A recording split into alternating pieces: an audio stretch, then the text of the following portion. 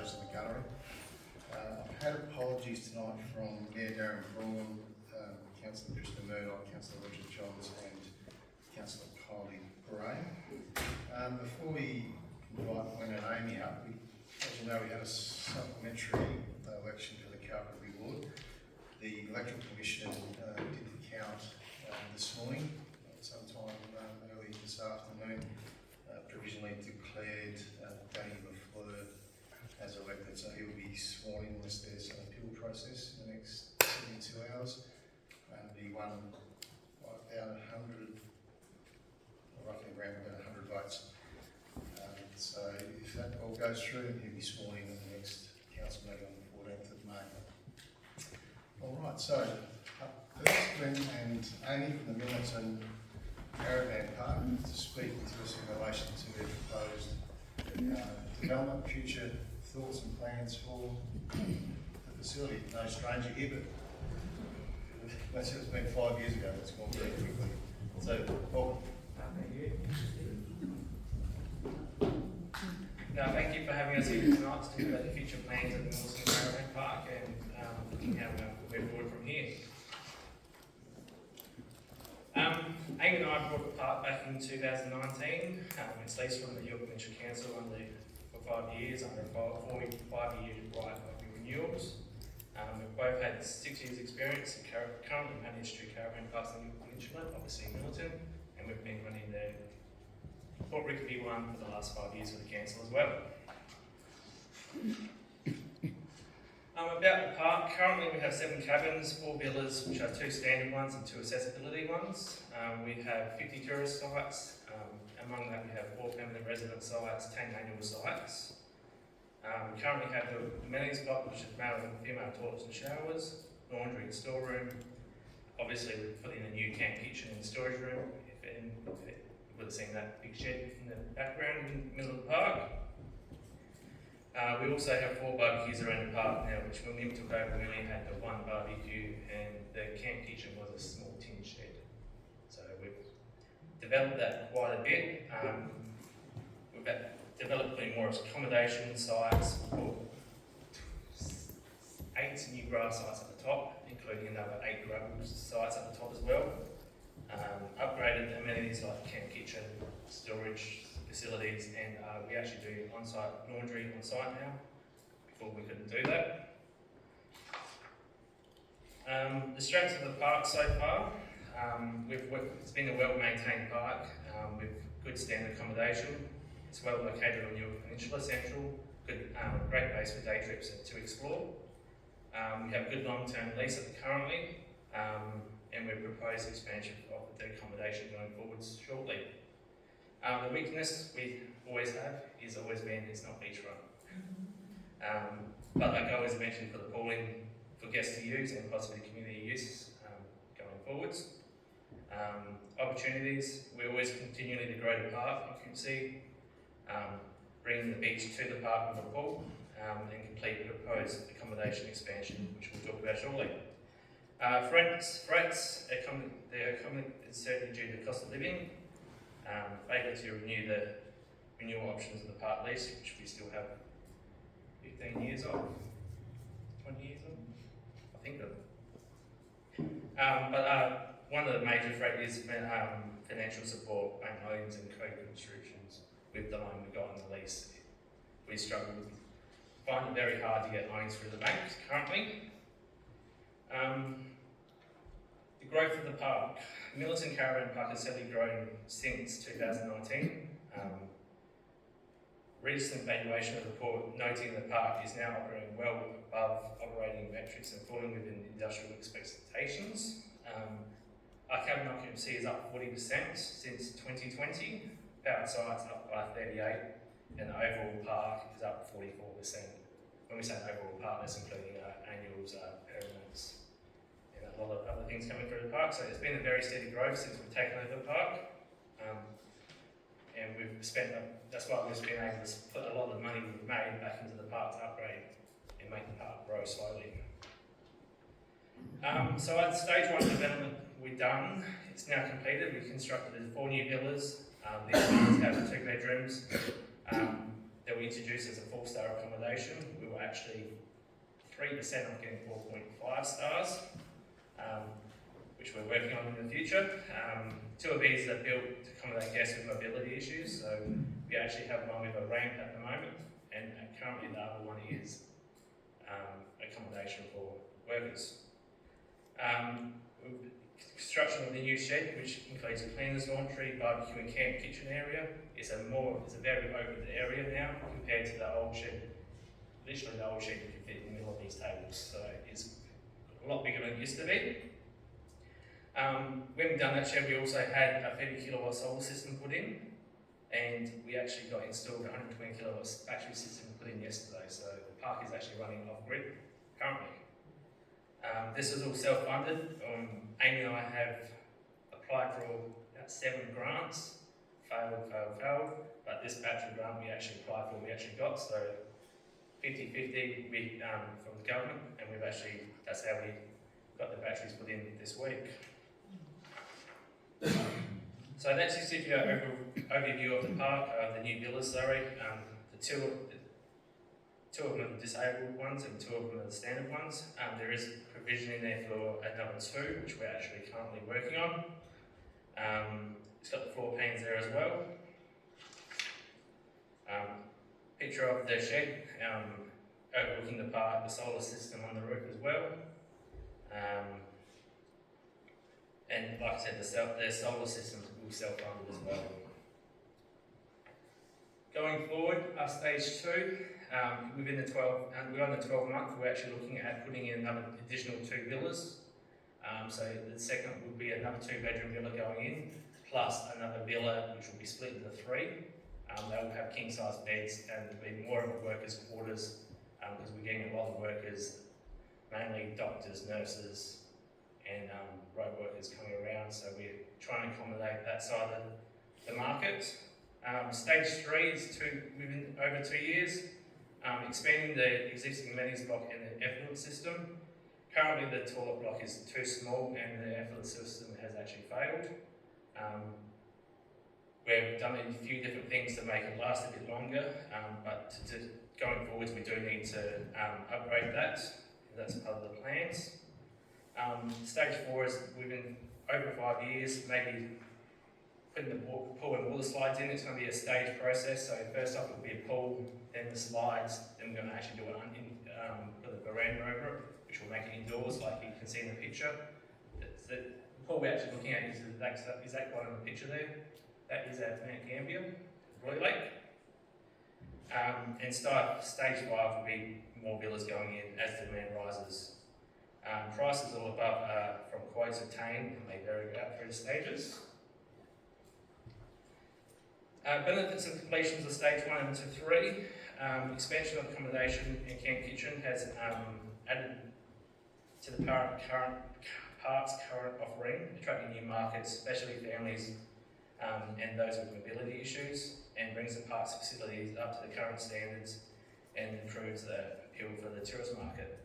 By us doing that, we actually won silver in last year's TIXA Awards, coming second to West Beach. So we thought it was a great achievement for us, and we're happy the way we're going to the park.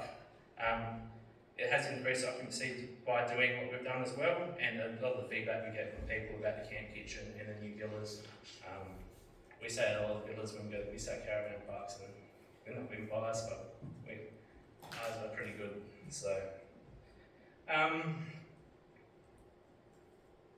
benefits of going to stage 4 and 5. Adding the pool with slides and additional villas and sites will bring a whole new demographic to the park and put Middleton on the map as a must-stop destination. To be a destination that people search for is and want to stay at our park for the facilities and the town, also the town's offerings. So it's not just the park, we've got Harry Butler, we've got the museum, we've got What's a Cowie, and a few other things. What it'll bring to us is it'll bring the beach to us. By doing this, we hopefully increase our staff levels from 2.5. More part-time, full-time staff, whether that be staff, office staff, ground maintenance or cleaners. Increase spending in the town and the region. So We work closely with many businesses in town to promote Millerton and what there is to offer.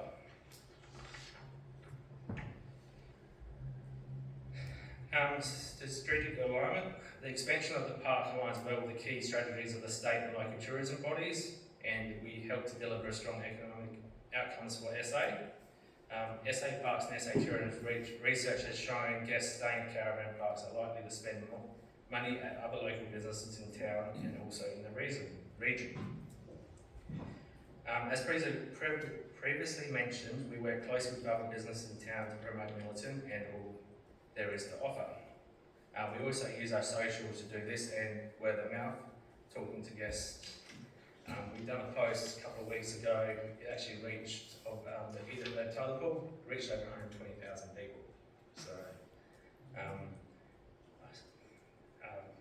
promotions of advertising have been working pretty well the last few months, to a point where we've actually changed our advertising over from interstate person. We've actually got someone locally doing it for us from Yorktown. So having someone locally doing it for us will give us a better overview of the Yorke Peninsula. They know the Yorke Peninsula. They've spent their whole life here. So hopefully that brings our business a bit more forwards from there. Current lease and rates. We currently pay $29,000 excluding GST per annum. Current rates of $33.5 through $250. Previous feedback from lessees has been very minimal has been spent on the park by the Yorke Peninsula Council. Since 2019, roughly the council has contributed to $23,000 in helping us with the park with tree pruning, upgrading the soakage pit, and pumping fees for the amenities block due to septic failure. What we're proposing, our main proposal is we're looking the lessee buying the land off the Crown to gain financial backing to develop the park. Every time we've tried to do any projects at the park, it's taken us, we've had to jump through so many hoops to get financial backing. And the hardest part is because we lease the land, and that's where we've always been stuck when we get to speak to the bank. The proposal too would be leasing, the leasing request Yorke Peninsula to extend the lease to 42 years and help with fund with the stages we want to do. It is a big expense, and we'd like to, we want to lean towards the proposal one. It gives us more opportunity to spend do the upgrades like the soakage pit. With the funding from the proposal two, helping fund the stages, we don't know how that will look. We would have to, if we went down that way, we'd have to come back again and speak and what we can do from there.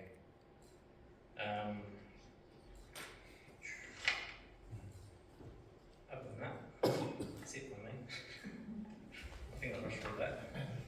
Any questions? No, any questions for Glenn or Amy?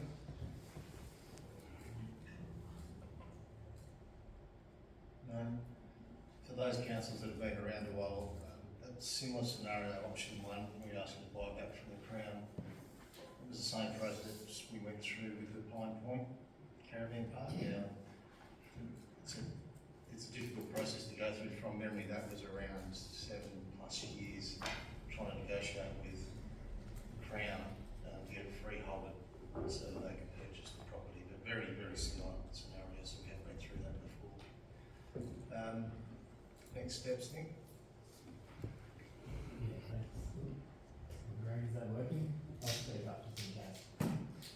So next steps, if we want to pursue option one with Glenn and Amy, which I think would have a couple of benefits on both ends. Obviously, you see a lot of work needed on our assets, being the toilet block or the amenities block and the CWMS in the near future. And we don't get a huge amount for it under the current lease, which can go for another 20 years. It goes up by CPI annually, so it's never going to be a big money spinner. Next steps would be that we would, as the council, would have to decide that they're willing to relinquish the land. We would get it independently valued, and the bit of money to us would be for the sale of the business and our assets, which is essentially just the toilet block and a few power heads.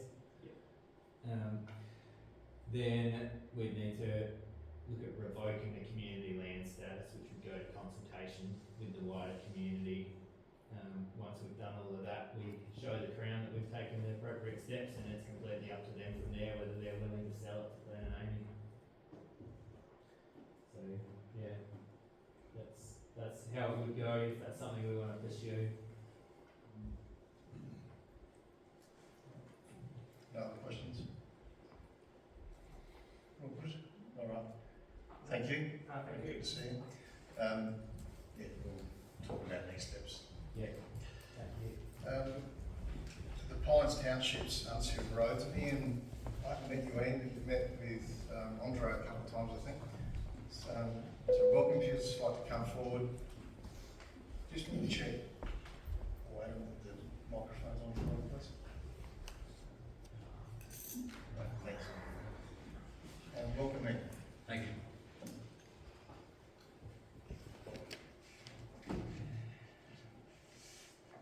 Good evening, elected council members and council staff. Thank you for allowing me the time to present our case on behalf of the Pines community. Today, I want to highlight the serious issues we face with dust and speeding on our unsealed roads. Although after receiving 19mm of rain yesterday, we have different issues, puddles and mud. The rain washes the mud to the sides of the roads, and as they start to dry, the muddy clay is very dangerous as people can slip over and injure themselves. The Pines community has been actively raising these concerns for years.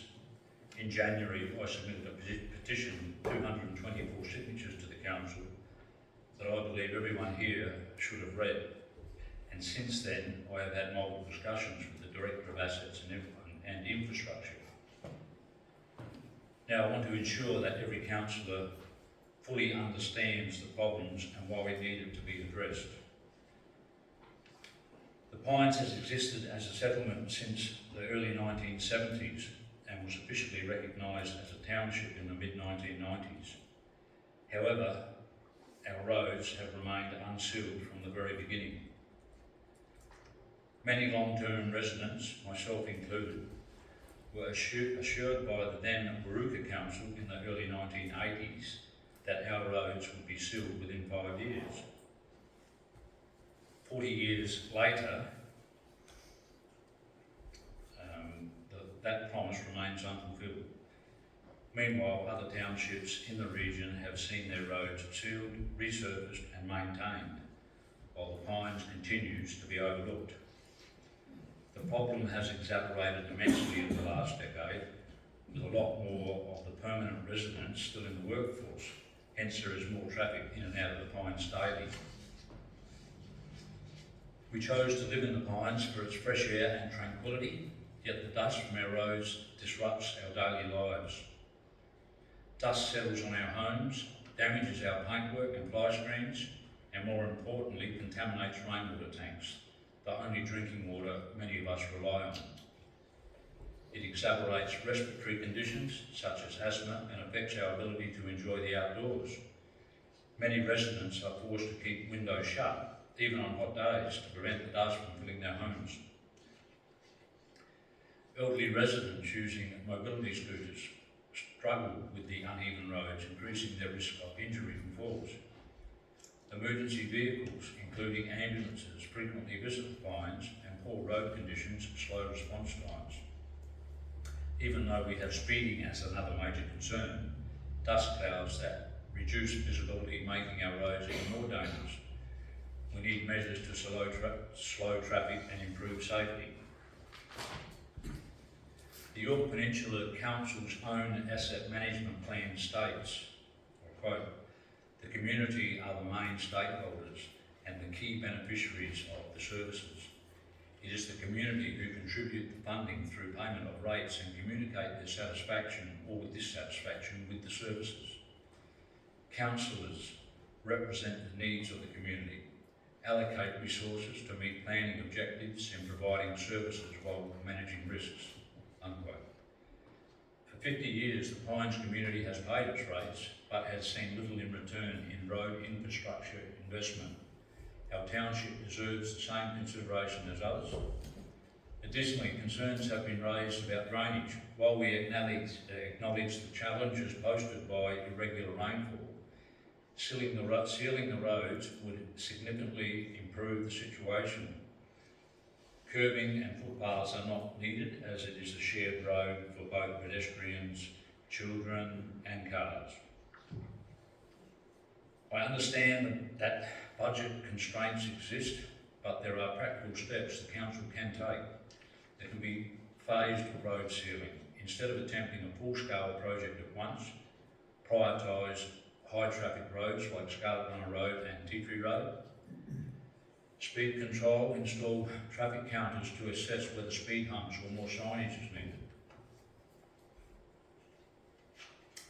So the final request is that the Pines is one of a few long-standing townships in the region still dealing with entirely unsealed roads. The council has the opportunity to rectify decades of interaction and bring our township in line with others. We respectfully ask for the following actions. If unable to commit to sealing all of the Pines roads in one project, then consider a phased sealing plan that starts with key roads. Conduct a traffic speed assessment and implement necessary controls. Explore all funding opportunities for long-term improvements. Has any of the councillors or staff been to the Pines lately? If not, I extend an open invitation for all councillors to visit the Pines and witness firsthand the problems we have. Thank you for your time. I look forward to your support to allow in the budget enough funds for the Assets and Infrastructure Department to make the Pines a safer and healthier place. Thank you. Thank you, Ian. Do you have any questions for Ian? Adam? Thank you. I suppose not for Ian, but for staff through you. Do we have any idea of an approximate cost to do any sealing on the basis of no parts, no guttering or anything like that? Andre, yes? I'll have to take on notice the question to do a scale down scope of work. That's really what you're doing. Yes, please. Just like an indicative amount. You know, is it like $500,000? Is it $5 million? Like, if we have an idea, that'd be awesome. Thank you. Tanya? I'm not sure if that's working either. Just adding on to Councillor Myers' request, we've got some new or newish technology which is a dust suppression sealant. Whether something like that could also be considered if it was cost prohibitive to do all the roads as far as sealing, but if that other dust suppressant option could be considered as a more cost effective option to make some improvements, if that could be worked into a costing as well, that would be helpful. Yes, through the chair. Look, I have done some indicative costings already on that, sort of around about the same time the petition was provided, and I had an order of magnitude, I think, between $500,000 and $600,000 or thereabouts to do most of the work. That was stabilisation, heavy duty stabilisation only. Having said that, I subsequently walked the site, had a good look around as to what we can do from a drainage point of view, and you know, there's that part of the equation that if you're going to go and heavily stabilise, you may as well do the roadworks once and do it right, and probably go that little bit extra and put a seal behind on top of that, a 2K seal. So, look, I'm tending to think along the lines of what Ian is saying there, maybe the staged approach. Certainly we don't have to go to the full extent that was originally contemplated.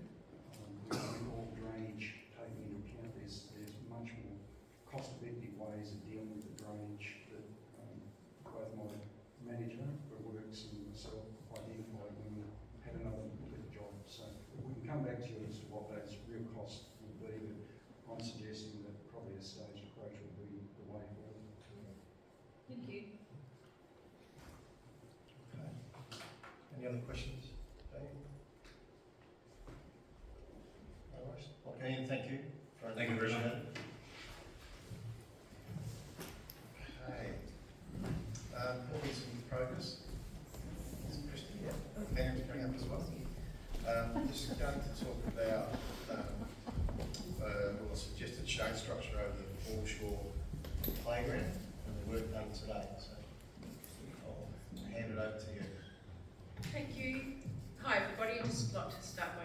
myself because I haven't really met too many of you. My name's Kirsty Marshall and I'm the Secretary for Hawkinson Progress Association. Probably most of you know Pam Hickman, who's our current President, and we are here just to talk to you about the proposed shade sail over our front playground next to the sailing club. Can that go bigger? How do we do that?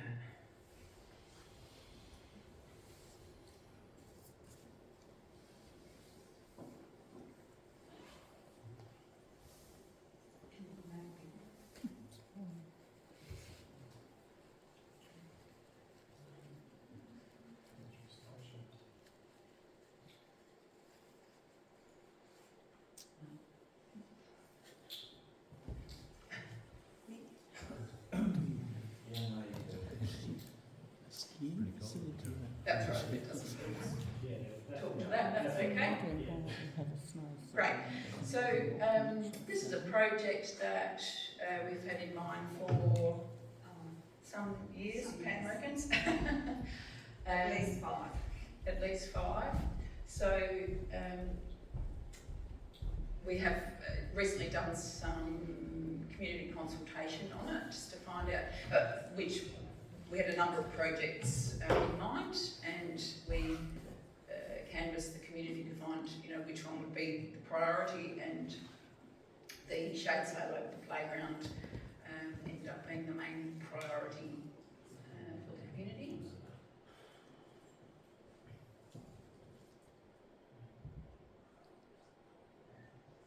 Don't want to do it. Yeah. Might have to do it that way. Okay, thank you. So, just a quick overview of what we've done so far. As I just said, we did an initial community survey which was completed in 2024, and that indicated that the shade sail was the top priority for the community and visitors. And that was over, I think, what we're doing. That was over here. Yeah, the oval and the toilet block, I think, yeah. So we then had some drawings done and some quotes, which I've just left in my bag. Oops. And then we did some direct consultation on the advice of council, some direct consultation with the ratepayers living along Marine Parade. Obviously, the view of some of the residents, or actually ratepayers, I don't think there's actually too many full-time residents along that area, that would be, their view would be impacted. So we went from basically the Ventnor Hotel right down to the end of Marine Parade, which is about 15 ratepayers. And so we'll talk about their results in a minute. So tonight we're just really seeking landowner consent from the council to be able to sort of move ahead with that, if possible. Oh, that's probably not hard to read, sorry. So I think F5 will get you full screen. Thank you. No, not working. No? Might be my fault. Might be my fault. It's my first ever PowerPoint presentation that I did, so Not mine yet. I'm not sure. It worked at home. Yeah, that's fine. So basically that's just got some information about some feedback we got when we did our initial community consultation, and why we picked the playground shade sail over the oval and the front toilet block. So the next slide will be some engineering drawings. So we had a couple of options, and so there's one that is basically this sort of twin peaks, for want of a better word, and then the next one would be like a barrel top. So that a couple of different options there. You can see in the next slide, I think. That's the other style there. So the differences in them is that the barrel one, I think, would come in at about 130,000, and the twin peaks would be around about 80,000, or actually 90. So 80,000 for the twin peaks, and then 120 for the barrel, but then there's about another 9,000, I think, for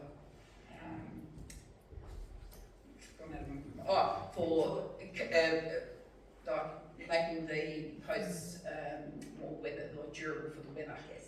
So the coating that's on them.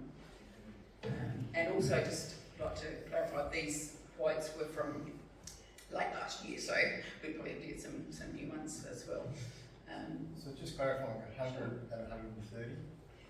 130, which includes the Extra, yeah, 130 for the durable sort of posts and stuff. I can't think of the name of it, but it's in my bag. Durago? Yeah. Thank you. Yeah, you probably go to the next one. So, direct consultation with the ratepayers. So we, obviously, as I said earlier, that the shade sail potentially impacts the view of, whoever's staying in those residences.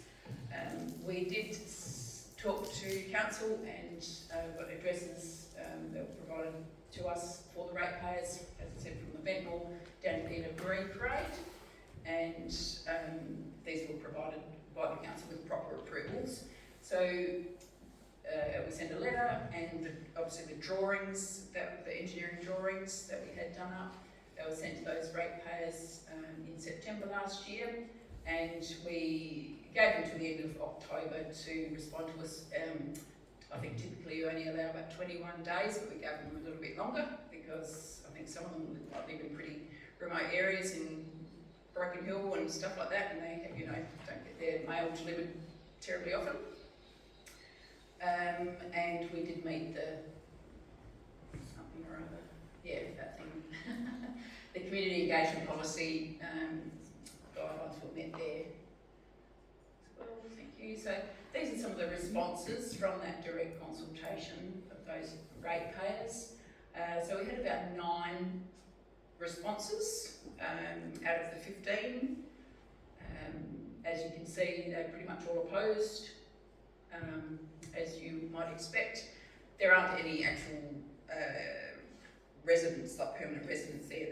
These are all holiday homes, so they're just opposing on that basis. And then quite a few just didn't respond to us at all in that time, or at all. What are the benefits of a shade sail?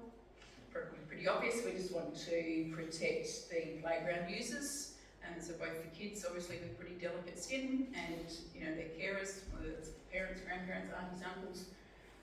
Also, I guess the added benefit is that it would keep the playground equipment a little bit cooler for users, so they're not getting too hot to sit on the swings and things like that in the middle of summer.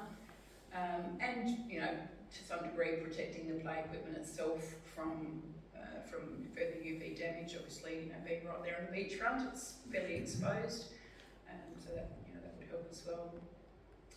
And that's it. So thank you very much, and happy to take any questions. All right, thank you, Kirsty. No worries. Questions from the chamber? From the members? Tanya? Thanks for the presentation. Are you seeking some funding from council, or what's your next step? Like where are you going from here? Particularly seeing you've got like 100% opposition. Like where do you see you go from here, and what would you like council to do? Yes, so we would very much like some assistance from the council. We're probably looking at around about 50-50 split in terms of the cost, whichever design we end up going with. So not insignificant, but I think it's a really important investment in protection of the playground and the users as well. And we don't think it's 100% opposition, because a lot of them didn't reply. 100% respondents. Of responders, were opposed, which we expected, and that's obviously something we've got to need to take into consideration. So what we're asking for is just if you consider whether we would be able to get landowner consent because of where the playground is. Sorry, did you want to add something, Pam? I just wanted to add that one of those respondents said that if it was to go ahead, he would prefer, I can't remember which one, but they would prefer one or the other. Yeah. The Twin Peaks, that's right. Yes. Yes. So he wasn't desperately against it. So, Thank you. I'm understanding you're putting a structure up. I think it's more for staff in relation to development approval. Obviously this is feedback in relation to wanting to go ahead, but would development approval require consultation with the neighbouring landholders?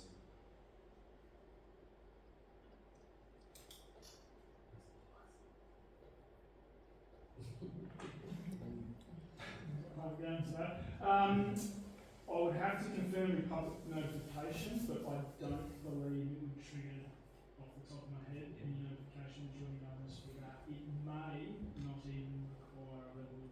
Can I just, sorry Dustin, can I just throw to Jody, please? It will require a DA, but it won't require public notification, it's exempt. And just to follow on from that, I'm looking at Google Maps. Is this the playground that's between the aquatic centre and Yes. the next three structures, including the kiosk and so Yes, forth? Is that's that right. Where it is? Yes. So, have you had a conversation with? I know we've had issues like this in the past. I had a couple of Port Morawi where there were people who didn't want it in front of their view. In consultation with the Friends of Port Morawi, they came to a consultation. They ended up moving to other locations. Obviously, you can't move it to another location because the playground's already there. Has there been any further conversation with people as to why they objected to these things happening? Like, we normally get the feedback ourselves when we do consultation. We get to see all the consultation come back from all the respondents. Yes. You've given us people saying they're opposed, but like you said, Yeah, there no, that might has be been. a level of opposition might be, we just don't really want to have something there, but we might be able to overcome some of these issues and maybe get some buy-in. I suppose that's the first part of the question in relation to the feedback. We did send all the feedback to council, but then it has been forwarded. So I guess just off the top of my head, there was some valid reasons in terms of like losing the view. Particularly there's a set of 4 apartments directly across the road, so they would probably be the key people that would be impacted by that. But yeah, there was some interesting stuff like kids don't really need a shelter. What happens when a big wind comes up and it blows out of the ground, into my yard. Sorry, but it's sort of fairly far-fetched. I suppose there's something as a local body we've got to consider the effects it has on other people. So I suppose if we could have some of that feedback to us, that would make it easier for us to make that decision. Those shelters are like roofs; they're all over the place, so they don't go out of the ground normally. Had you considered, I commend you on giving the feedback from the people that are directly affected, but obviously a public asset would affect really the whole public sphere. Do you think that maybe going out for more information from interested parties that might say this is actually really good for the town to show that there is actually some support for this structure to go ahead on the basis of the town wanting it? Well, I think that was sort of more of our initial consultation with the broader community, and we also had at the end we had a sort of on gala day, we had a stand up there, for people to come and comment. So we did collect more information there. So yeah, overall, it's something the community has wanted for quite some years. Can I just jump in there? I was actually on Progress when this started, and it was one of the ratepayers who came to us with a request for us to look into actually putting up a shade zone over the playground, because she would bring her grandchildren to the playground and found that some of the articles were very hot. There was no shade, and so she actually started the petition to get it going on our behalf, or on the town's behalf, and had a lot of backing. So that's why we followed it through. So going on that, I don't think you've got 100% against it. I think you've got a lot for it, but we need to take their opinions and frame. So is this going to come back to us in the future? Yep. So I'll just pass over to Nick. Next steps, Nick. Yeah, sure. So just to I'll step back to help answer your question as well, Councillor Meyer. So Initially, Port Vincent Progress did a survey that was available to the whole town, essentially town-wide consultation, what would you like to see happen, and this came back as the top priority project. So in their minds, of course, there's a lot of support. We asked that they talk directly to the people who are going to have this in the view out of their front windows, and that's the further consultation. So they've sort of ticked a lot of those boxes, and I'll send out the results of all of that to the elected members. First thing we did was have a look at it and just contacted them and said, better come have a chat. I'll send that out probably before we'll leave tonight. Next step would be, it's up to you all whether we want to grant landowner consent, and if so, then they would go through the development application process. But yeah, my research would indicate there's no more consultation at that point. It's really, do we want to allow it being on land that's Crown land that is under our care and control? If we want to allow it to go ahead, we'll have to obviously go through the DA process, but it is considered like an envisaged use for an area like that, so it'll probably be pretty smooth sailing once it gets to that DA phase. So I'll give you all the info that you need to consider, and then it's really up to you from there. So come back as a council report. All right, you're getting off, Pam. Kirsten, thank you, and Pam, thank you. Thank you. Thank you. Thanks for your time. Okay, the Port Vincent Marina car park proposal. Jody, can I ask you just to come up, please, and sit next to Andre, if you wouldn't mind.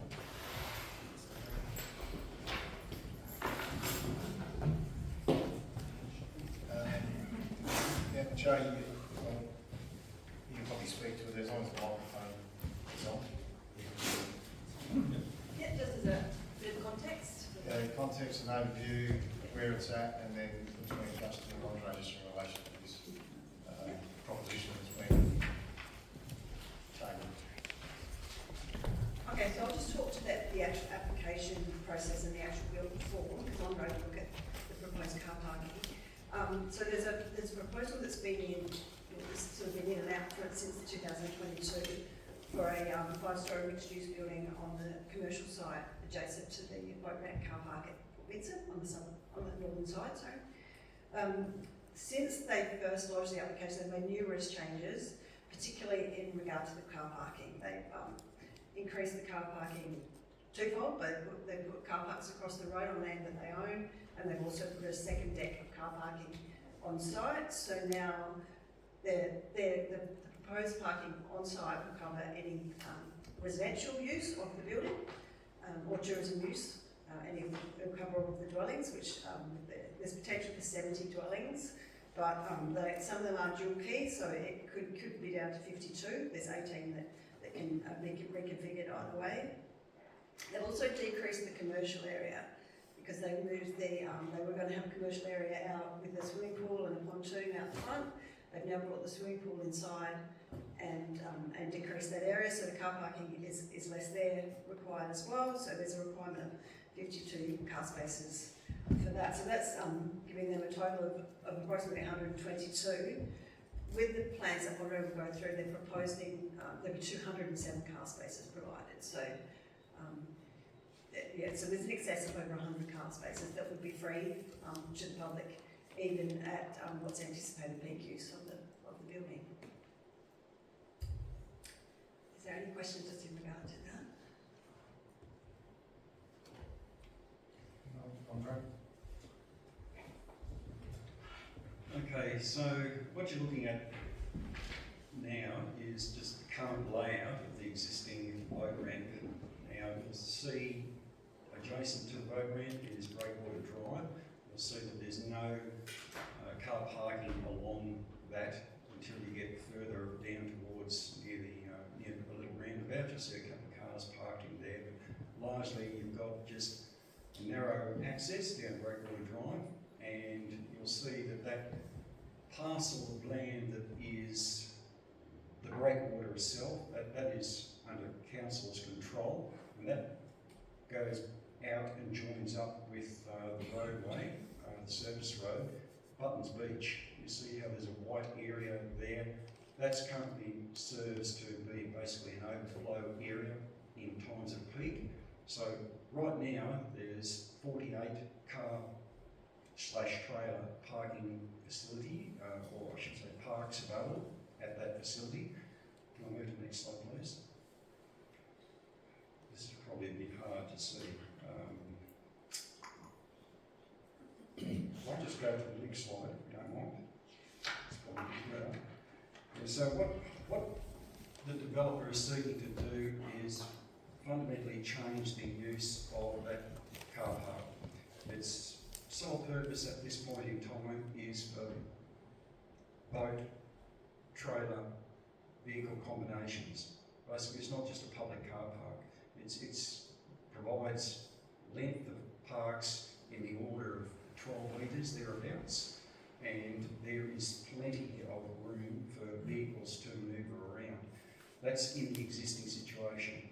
To make this work, where we have a dual purpose, where you're providing, first of all, additional parking for the community to come in and to access close to the development, you'll see,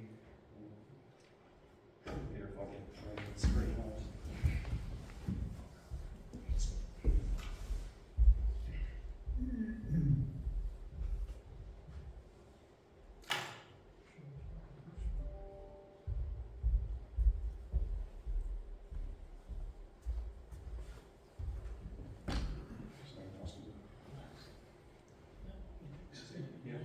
So at this point in time, we've got the whole area being used as just a trailer park.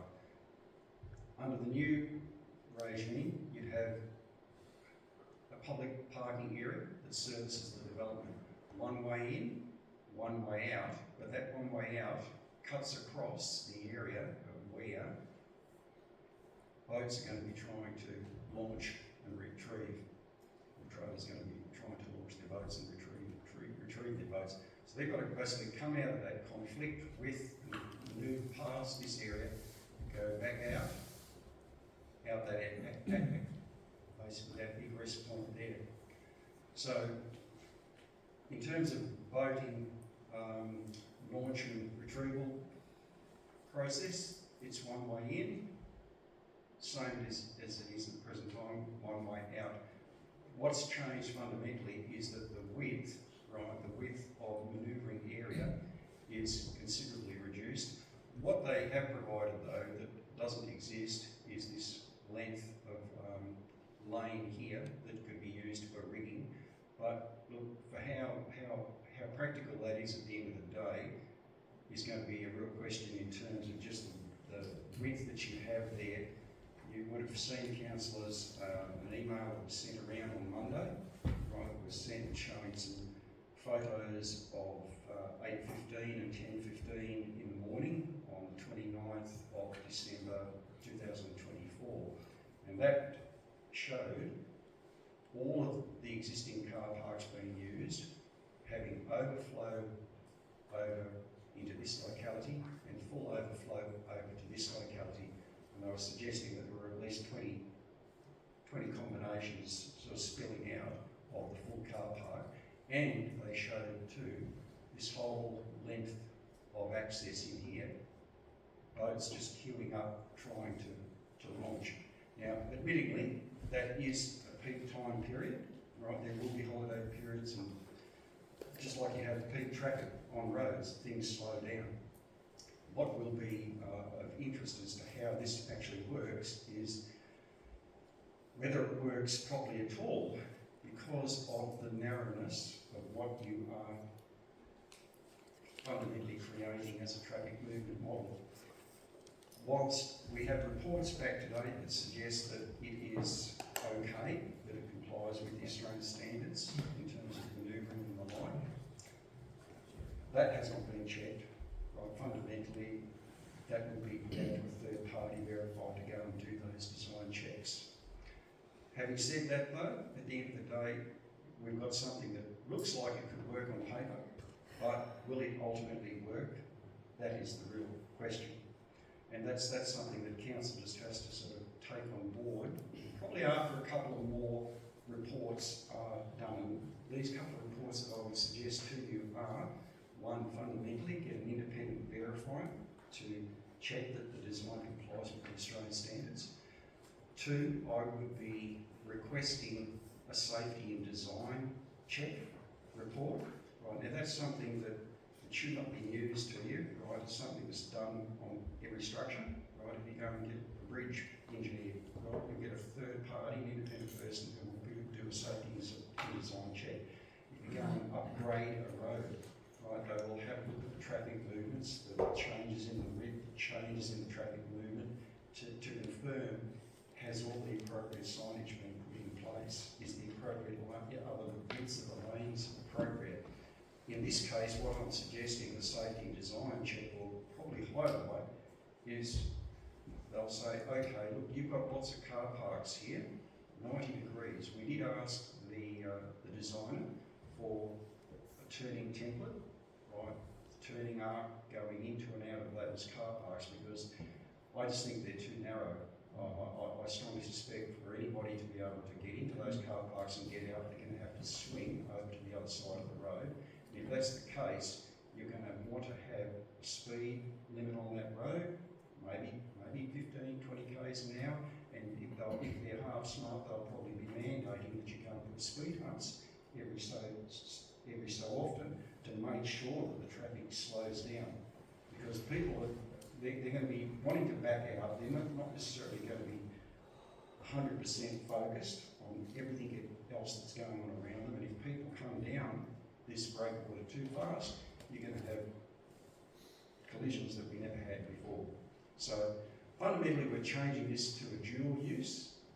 If this proposal gets up, the question is, can it be safely used, right? So that's why the safety and design report will verify that, and hopefully they will either say, look, for this to work you need to do X, Y, Z, or fundamentally there might be something that is a flaw that we haven't identified as yet. So I would suggest that is the second thing. The third thing is once they come back and say, look, there's a speed that's got to be put on Breakwater Drive, that's something that DIT's going to have to sign off on, because DIT signs off on posted speeds, right? So there's really three elements there that really need to be stepped through as a last of the last in terms of this consideration of change of movement. That's basically where it's at. I mean, I suppose in terms of compliance overall, the developer is suggesting to us that they have complied with the appropriate Australian standards. Well, that's fine. Let's get an independent party to verify that. But the other thing though is this safety and design check, and the other thing too is whether we deem it appropriate for them to need to comply with SAFAC guidelines. Right, at this point in time, what we did as a minimum, we said, look, you need to not reduce the level of service that's currently in existence. So you've got to provide at least the same number of trailer parks that currently exist. And they have done that, right? If they were to comply with SAFAC guidelines, they'd be needing to provide 60, not 48. And I don't think you can provide 60 on that site. You'd have to fundamentally, to provide 60, you'd have to use up Buttons Beach, and that's something that we could do if we wanted to be supportive of this, but it would require a little bit more thought than what has gone on today. So that's a question for council. Do we want to, mandate SAFAC guideline adherence? I would suggest to you that it probably wouldn't be a bad thing to actually do that. And why I say that is, at the end of the day, if you're going to go and change a road use, or you're going to improve a standard, or you're going to say you're going to not replace a bridge but upgrade it, or upgrade a road, you've got to design to current day standards, right? So that would suggest to me, if we're going to change the configuration of what we're doing, if we're going to basically have a whole lot of parking where there probably wasn't parking before, if we're going to encourage the use of tourism, encourage more tourism in the area, which by its very nature may well encourage more use of this facility, there's a real question, should we be trying to comply with current day standards? So at least we're providing the number of parks that this being suggested is the appropriate number. But that's a matter for council. That's a matter for council. At this point in time, we haven't mandated that to the developer. We've just been, I suppose, going backwards and forwards on just what could be done, and this is basically where we've landed. Yes, please. Did you want to talk about the questions on it? Well, pretty well done that. Dustin, next steps? I'll just throw out the questions. Please.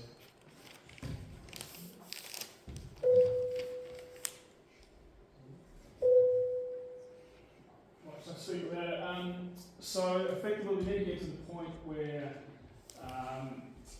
we're ready to put the proposed car parking layout to council effectively for, one of a better term, for landowners' consent to basically develop car park on council land.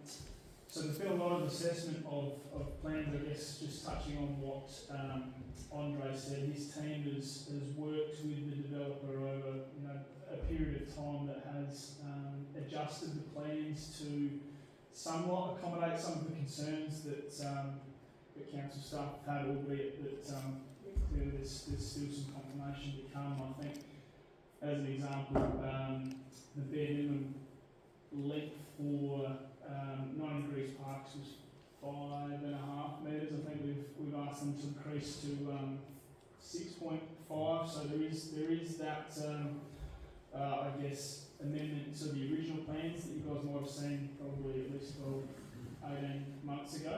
But the next steps are effectively getting council's consent realistically to the proposal by the developer to put the car parking on council land. Once that has been determined either way, then effectively the DA can progress through to effectively the CAP decision on whether or not it gets a planning consent. So there's still some other bits and pieces that need to be worked through from a planning perspective on top of the car parking, but this is clearly a big ticket item that needs to be resolved.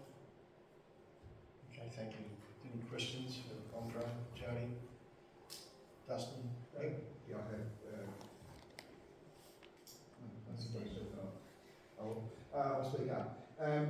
Just on the widths of the car parks that are on the new version, I just looked at England today just to get some comparison, that was all. Do you know the width of those, by any chance? Yeah, from memory, I think they were 2.4. Right, just for example, England 3.5. The length of the car park? Sorry, stand corrected. Depends which ones you're looking at. They're the boat parks and the car parks. Sorry, it's the boat park I'm talking about. I'm thinking of the boaties, but there's a boatie who tries to fish occasionally, as an area of interest. So just as a comparison, just to see whether the new design how it appears, that's all. Yeah, it doesn't actually show in the plan what the actual width is.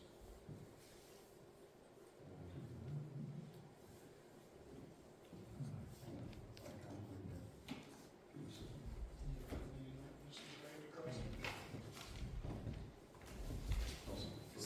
Yeah, well, yeah, the plan is showing 3 metres width. Right, okay, so 3.5. Do you know the length of the car park? Given the size of boats and... There's 3 different on the plan. Actually, might just go back slightly, please.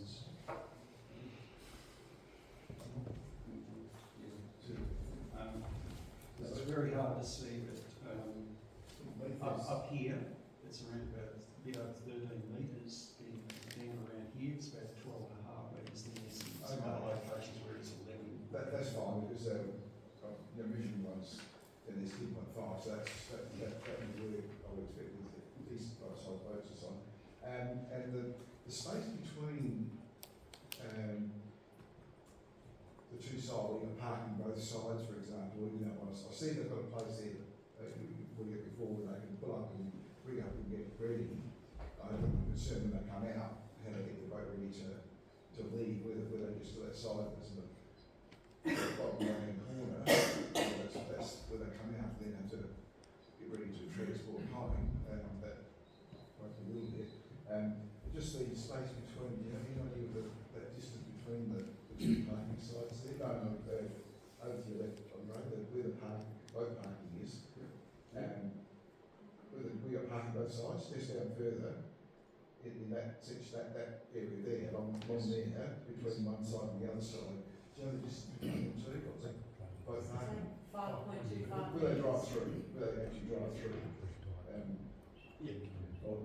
Even if, for example, a distance of 17.5 metres across from where they park this side, where they park the other side, that roadway, and we drive down to 17.5, but just 5.25, you know, it's not a lot of room, that's all. You get the gangway with people trying to come in and go out and everything else, and it's a bit of an issue as well.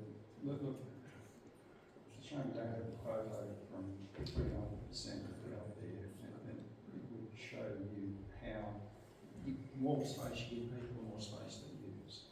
But basically the whole of the length from one end to the other is occupied by boats queuing up, and it wouldn't matter how much width you have there, nobody would have been able to sort of pass or get out just with the way the facility was being used at the time. So look, maybe that can be managed a little bit better in the future, perhaps with some better line marking.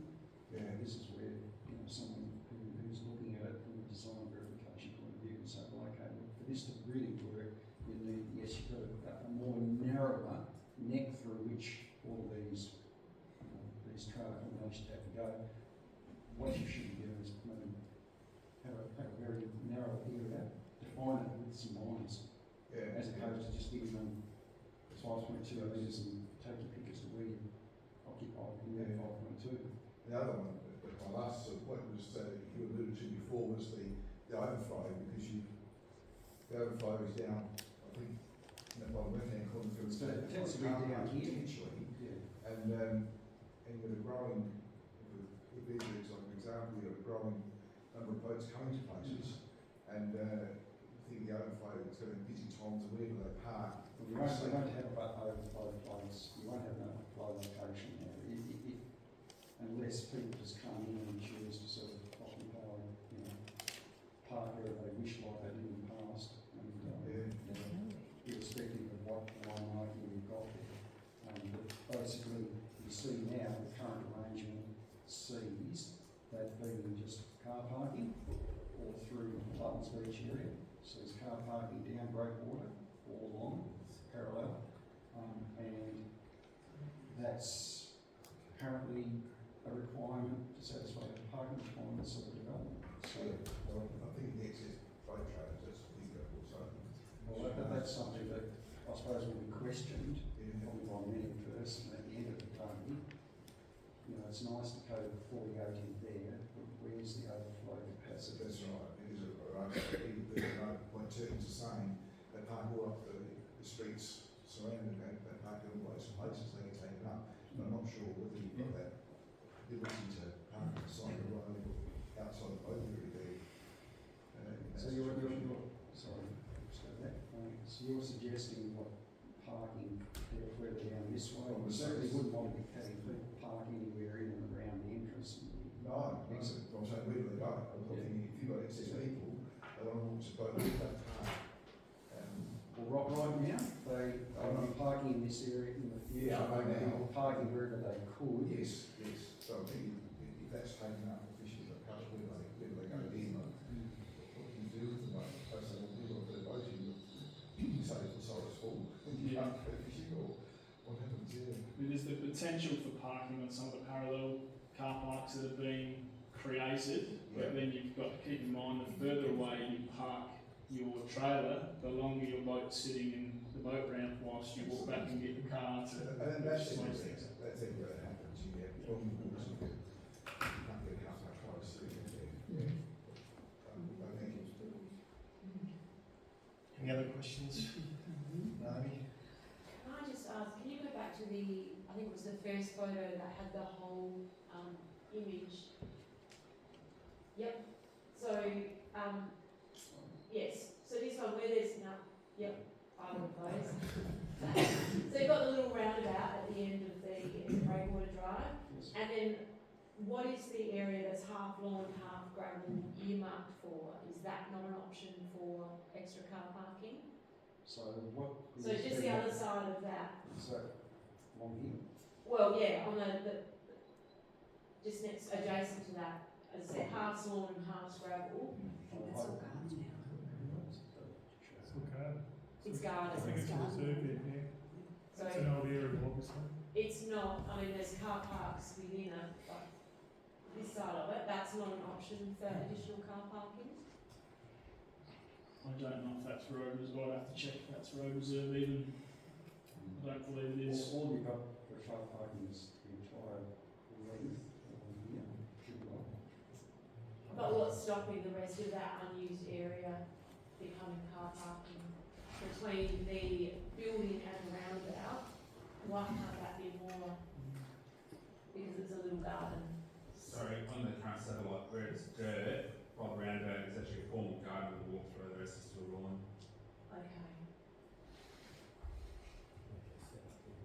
But is that? I think there's a question of what land is ours and what. It's seriously as well. Okay. Yeah.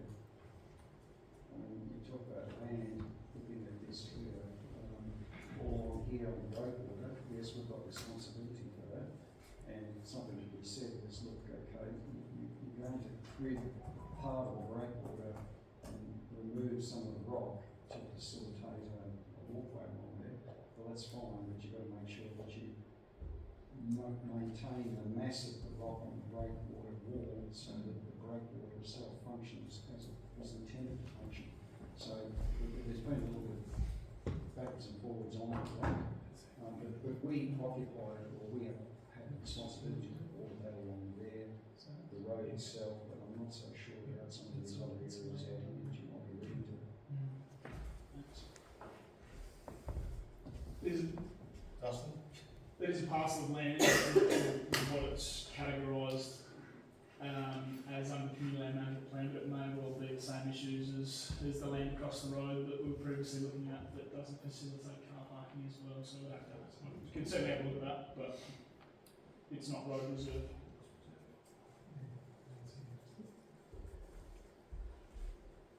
Does that answer your question? Sort of. Any other questions, members? No? So, so we're bringing this back to council June? That would be the intention, so, yes, we'd have to, discuss whether or not it's for decision or what pathway council wants to take with any consultation, I guess, but, it would, be helpful perhaps if anyone does have any, additional questions that they think of after tonight, that they wouldn't mind some further information on or responses to, that they perhaps flip them through to myself or Andre, that we can follow that up clearly before it comes back to council. At least get some sort of response or amendment potentially to the query. But yeah, that's where it sits at the minute. So we'd be aiming to bring it back probably June, I would think. Tanya? Well, just on that, would you be able to confirm one way or the other about that parcel of land? For sure. Because if it's not under our care and control, would it be then part of the developer's land, property? Just on the quick picture that Michael's brought up, it is under our care and control, so Okay. it appears to be our land. It appears to be a CT, so it didn't look like it was Crown Reserve, so I'll just have to confirm that. But again, it might well depend on what category it is under the community land management plan as to what it can be used for. Okay. Thank you. But yeah, I'll confirm that. Just actually one more question, just with regard to the car parking along the breakwater, are we able to get some more definitive information about what modifications might have to happen to be able to put those parks there? Because it's all very well to say on paper, like as we've said, it's all good on paper, but in reality, if we have to do a whole lot of remedial works to the breakwater and then make sure that it still meets the standard required, well then that's obviously more work that might need to be done, that we should know about beforehand, I guess. Mm-hmm. Just on that, I know, we have indicated to them that anything along the breakwater, we've got to change the shape of the breakwater. That's got to be 100% back on the development. Right. What we've got is a concept design, we haven't got a detailed design. So they've got a bit more work ahead of them. Anything can be fixed, at what cost? So just as long as we're not doing the cost, I would have thought. And as long as we're getting the outcome that we want, in terms of no detriment to the breakwater functionality, then that should be okay. For me, the big question is just whether we've got sufficient overflow capacity at the end of the day. And secondly, just what we need to do to make this operation safe, right? Whether it's 10 kilometre an hour, basically walking pace type speed limit down the Breakwater Road, with some speed humps to make sure that you're trying to negate the outcome of inattention. Yes, I mean, to me, just on face value, those parts as they are, seem quite impractical. It would seem a lot better if they were on a 45-degree angle or some sort of angle parking. They can't get the volume of parks. No, but getting into, I just know driving a bigger vehicle into those really small parts is hard work if you've got other big cars. Most people drive big cars these days, and it's really hard to screw around. And as you say, you'd be going on the wrong side of the road to get in and out. So it just seems to me, even if it's the traffic slowed down, it just seems like a real hazard to me. Just not face value, but that's just my opinion. That's why I had suggested you have a look. Yeah. All right. Thanks, everyone. Item 6, the annual water allocation community group. So I'll hand over to you, Ben. Yep.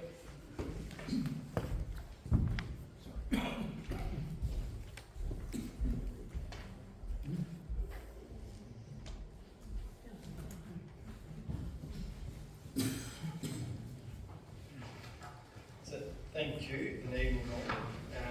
Just a quick briefing on the development of the Water Management Action Plan.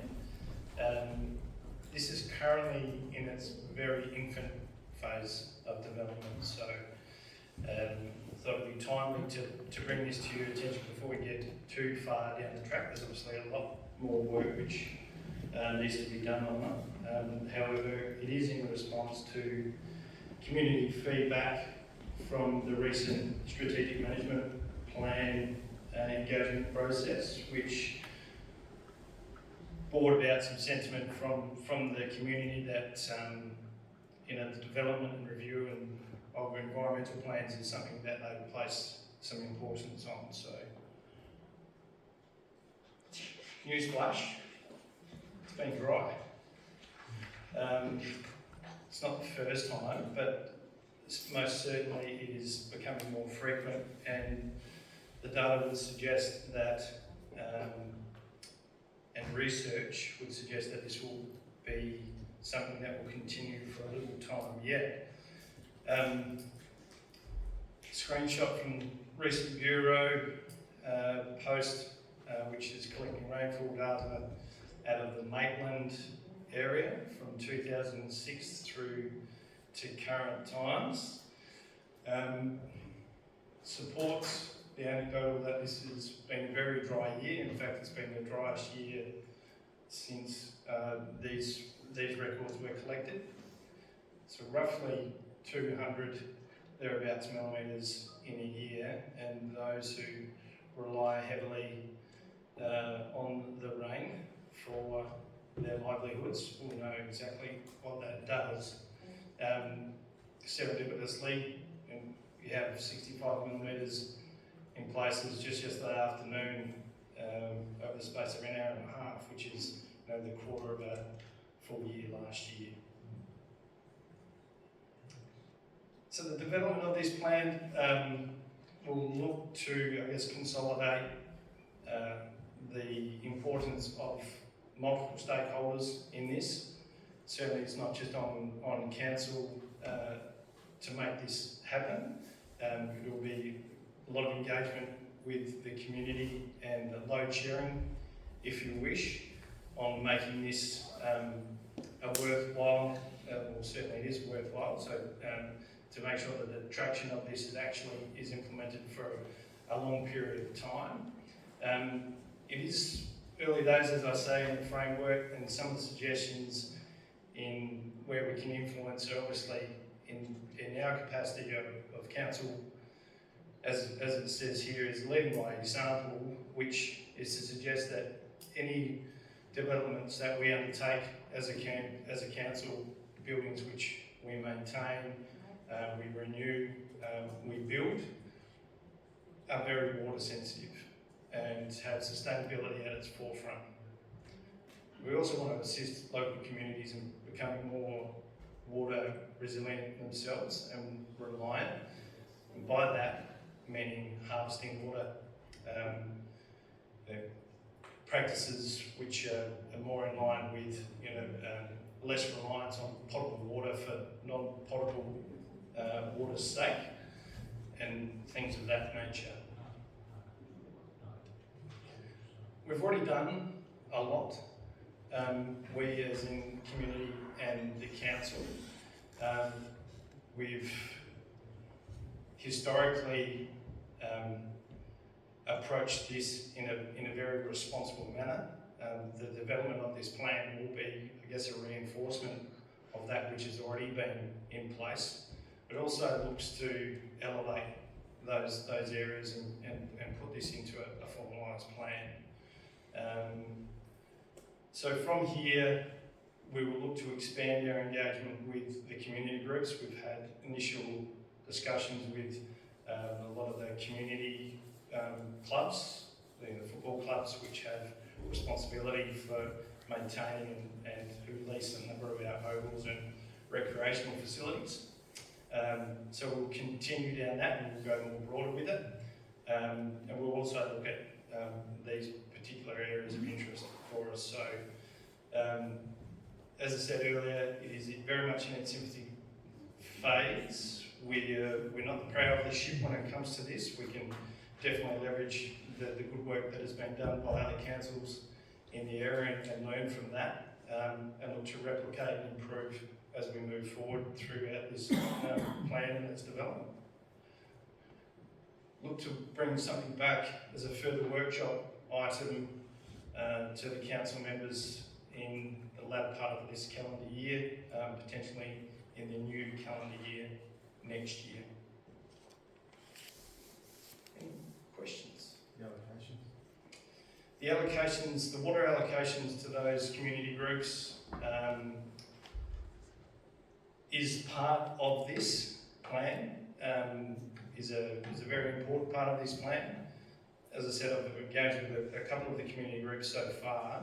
I don't want to delay in reviewing that any further as we go into the next financial year, so there'll be a dedicated report which will come to the council with some recommendations within that next week, no, fortnight. Being that it hasn't been reviewed for a decade. Any questions for Dan? Really just an update from where we're at. The report will come back on the allocations, the 14 May meeting. Alright. Thank you, Dan. And Daniel, I'll hand over to you the draft rates modelling.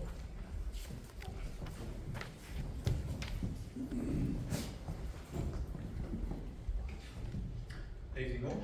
Thanks. Just to provide a brief update tonight on general rates 25-26 next financial year. This presentation is really to provide some early indications. Rate modelling, we're subject to some further rate modelling It's a rather detailed process to get into, and the finance team are juggling a reasonable amount of work at the moment with ERP, external audit, quarterly budget reviews, budget workshops, and juggling the short links like all the rest of us have been. Just a little bit of a recap, general rates refresher. What are council rates? I won't roll this one out because it just simply tells us what it is. Rates constitute a system of taxation for local government purposes, generally based on the value of land. The reminder is here that rates, so it's taxation, so rates paid do not directly relate to the services used by each ratepayer. In that sense, it's no different than any other tax we pay. We pay income tax, and that goes to things like hospitals and roads and rail, funding of non-government schools and health, and we each use those services to different levels over the course of our life. And therefore what we pay from one year to the next doesn't always directly relate to what we enjoy. But these rates are used for the good of our community. The other thing to know is that it's based on the value of land. So in general, much like income tax, the higher level of assessable income you have, not necessarily assessable income that you can get reduced down through deductions, but assessable or taxable income, the higher level it is, generally the higher level of tax you pay. With rates, the higher the value of your land, generally the higher the level of rates you pay. And there's a little less you can do than income tax to reduce that. General rate increase, just explain, because this can be confused sometimes. Sometimes the council will say, so this year council is saying we're going to come with a model that says our general rate increase will be 3%. Based on 3% CPI that we're modelling on the RBA November economic outlook. And does that mean my house rates will only go up 3%? The answer is no, because the value of your land is going to change. And that value may change less, greater or less than 3%. Any change it makes to that will result in a change that is different than 3%. So our general rate increase refers to percentage increase in total general rates raised by council in a given year. Where the example here, which is quite close to the numbers we had last year, if council raised $25 million worth of rates, inclusive of rebates last year, and then applied 3%, the increase would approximately be $750,000 in rates across the whole area. And that is basically what we are going to be looking at this year as we model in our LTFP. Rate model assumptions, very similar to last year and years before. We have a CPI increase, and we have mapped out over our LTFP and often utilise an additional loading, such as the road maintenance or renewal levy, to come up with a total increase. What the model will be bringing before you this year is a CPI increase with no additional loading. So 3% net of rebates on the prior year, no additional loading, no change to the fixed charge. Here's some early indications. So we've got, so what have we got here? We've got the land use categories that relate to our 4 rates in the dollar. So coming out of the rate review last year, 4 rates in the dollar, we went from a 2 rate in the dollar system. So it used to be primary production had 1 rate, and then every other land use classification had the same rate, another rate, 2 rates. Go on to 4, we have primary production, heavy industry, vacant land, and then residential, commercial, industrial and other all have the same rate in the dollar. So based on these, here's the figures from last year that were raised, close to that $25 million mark. Proposing a 3% increase across these categories, and then you see the proposed increases there, adding up to around $750,000 worth of increases. Therefore, we end up with rates from those passes of around this much. I will say this is, as I've said before, early indications. So full rate modelling is yet to be undertaken. And this is just an early indication based on the 3% increase on each land use grouping. So there'll be separate rates in the dollar for each of these that apply to the relevant land use categories to give the total general rate value. Does anyone have any questions? Nick, just a question. In the last couple of years, we've had an extra percentage put onto primary production. Is there a reason, I missed it, why that hasn't been put on? Was that to potentially be discussed at some time, or? What we've gone with is the long-term financial plan, which was out for public consultation, which will be coming back to council in the May meeting, proposed a 3% increase only for this year, and with no additional loading the other years there. So basically we're following the guidance of the LTFP. As for the reasons behind that,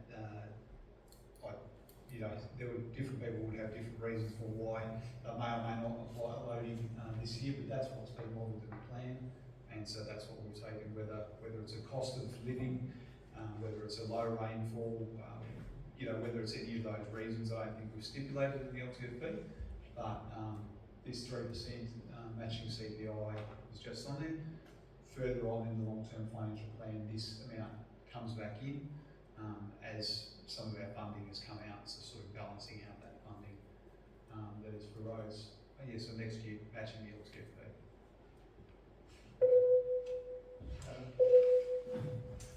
Thank you.